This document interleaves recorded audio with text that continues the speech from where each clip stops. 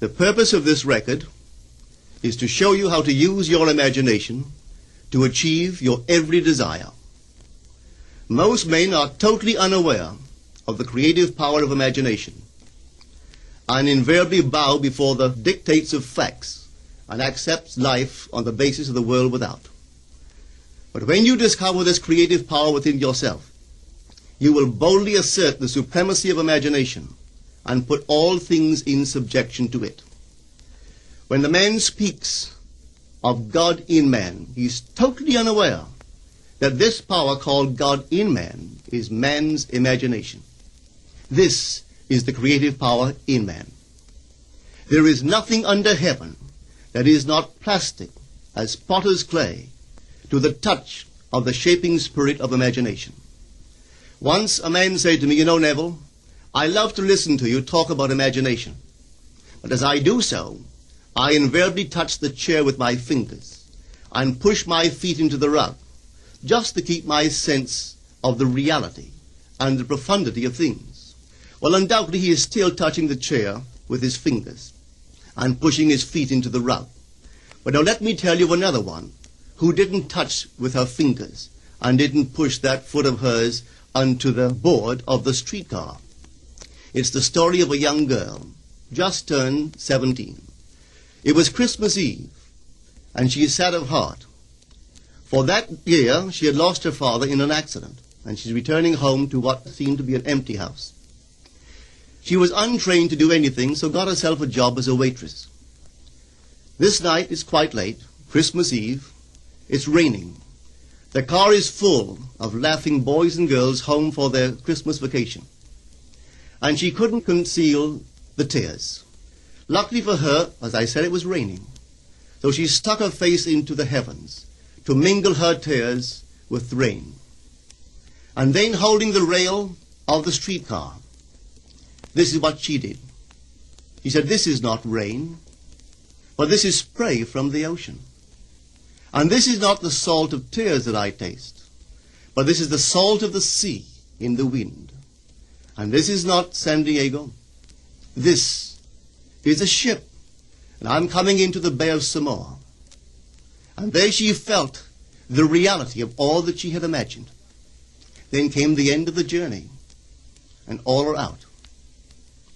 10 days later, this girl received a letter from a firm in Chicago saying that her aunt, several years before, when she sailed for Europe, deposited with them $3,000 with instructions that if she did not return to America, this money should be paid to her niece. They had just received information of the aunt's death and were now acting upon her instructions. 1 month later, this girl sailed for Samoa. As she came into the bay, it was late that night, and there was salt of the sea in the wind. It wasn't raining, but there was spray in the air, and she actually felt what she felt 1 month before, only this time she had realized her objective. Now this whole record is technique. I want to show you today how to put your wonderful imagination right into the feeling of your wish fulfilled, and let it remain there and fall asleep in that state. And I promise you from my own experience, you will realize the state in which you sleep if you could actually feel yourself right into the situation of your fulfilled desire and continue therein until you fall asleep. As you feel yourself right into it, remain in it until you give it all the tones of reality, until you give it all the sensory vividness of reality. As you do it, in that state, quietly fall into sleep. And in a way you will never know, you could never consciously devise the means that will be employed, you will find yourself moving across a series of events leading you towards the objective realization of this state. Now here is a practical technique. The first thing you do, you must know exactly what you want in this world. When you know exactly what you want, make as lifelike a representation as possible of what you would see and what you would touch and what you would do and physically moving in such a state. For example, suppose I wanted a home, but I had no money, but I still know what I want. without taking anything into consideration, I would make as lifelike a representation of the home that I would like, with all the things in it that I would want. And then, this night, as I would go to bed, I would, in a drowsy, sleepy state, the state that borders upon sleep, I would imagine that I am actually in such a house, that were I to step off the bed, I would step upon the floor of that house. Were I to leave this room, I would enter the room that is adjacent to my imagined room in that house. And while I am touching the furniture and feeling it to be solidly real, and while I am moving from one room to the other in my imaginary house, I would go sound asleep in that state. And I know that in a way I could not consciously devise, I would realize my house. I have seen it work time and time again. If I wanted promotion in my business, I would ask myself what additional responsibilities would be mine were I to be given this great promotion. What would I do? What would I say? What would I see? How would I act? And then in my imagination, I would begin to see and touch and do and act as I would outwardly see and touch and act were I in that position. If I now desired the mate of my life, were I now in search of some wonderful girl or some wonderful man, what would I actually find myself doing that would imply that I have found my state? For instance, suppose now I was a lady. One thing I would definitely do, I would wear a wedding ring. I would take my imaginary hands, and I would feel the ring that I would imagine to be there. And I would keep on feeling it until it seemed to me to be solidly real. I would give it all the sensory vividness I am capable of giving anything. And while I am feeling my imaginary ring, which implies I am married, I would sleep. This story is told us in the Song of Songs, or the Song of Solomon. It is said, "At night on my bed, I sought him whom my soul loveth. I found him whom my soul loveth, and I would not let him go until I brought him into my mother's house, right into the chamber of her that conceived me." If I would take that beautiful poem and put it into modern English, into practical language, it would be this. While sitting in my chair, I would feel myself right into the situation of my fulfilled desire. And having felt myself into that state, I would not let it go. I would keep that mood alive, and in that mood I would sleep. That is, taking it right into my mother's chamber, into the chamber of her that conceived me. You know, people are totally unaware of this fantastic power of the imagination. But when man begins to discover this power within him, he never plays the part that he formerly played. He doesn't turn back and become just the reflective life. From here on in, he is the affecter of life. The secret of it is to center your imagination in the feeling of the wish fulfilled and remain therein. For in our capacity to live in the feeling of the wish fulfilled lies our capacity to live the more abundant life. Most of us are afraid to imagine ourselves as important and noble individuals, secure in our contribution to the world, just because at the very moment that we start our assumption, reason and our senses deny the truth of our assumption. We seem to be in the grip of an unconscious urge which makes us cling desperately to the world of familiar things and resist all that threatens to tear us away from our familiar and seemingly safe moorings. But I appeal to you to try it. If you try it, you will discover this great wisdom of the ancients, for they told it to us in their own strange, wonderful, symbolical form.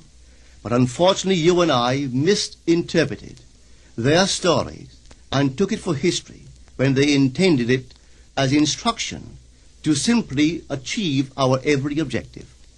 You see, imagination puts us inwardly in touch with a world of states. These states are existent. They are present now. But they are mere possibilities while we think of them. But they become overpoweringly real when we think from them and dwell in them. You know, there's a wide difference between thinking of what you want in this world and thinking from what you want. Let me tell you, when I first heard of this strange and wonderful power of the imagination, it was in 1933 in New York City. An old friend of mine taught it to me. He turned to the 14th of John, and this is what he read. In my Father's house are many mansions. If it were not so, I would have told you. I go to prepare a place for you.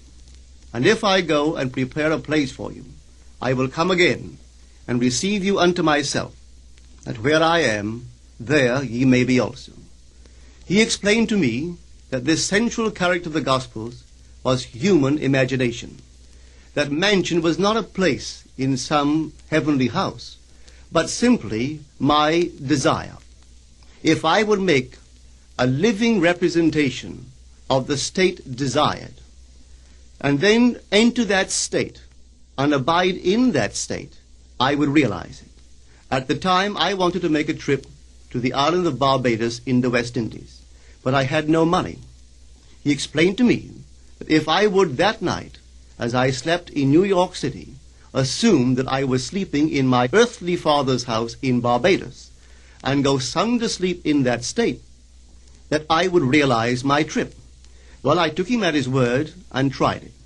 For 1 month, night after night, as I fell asleep, I assumed I was sleeping in my father's home in Barbados.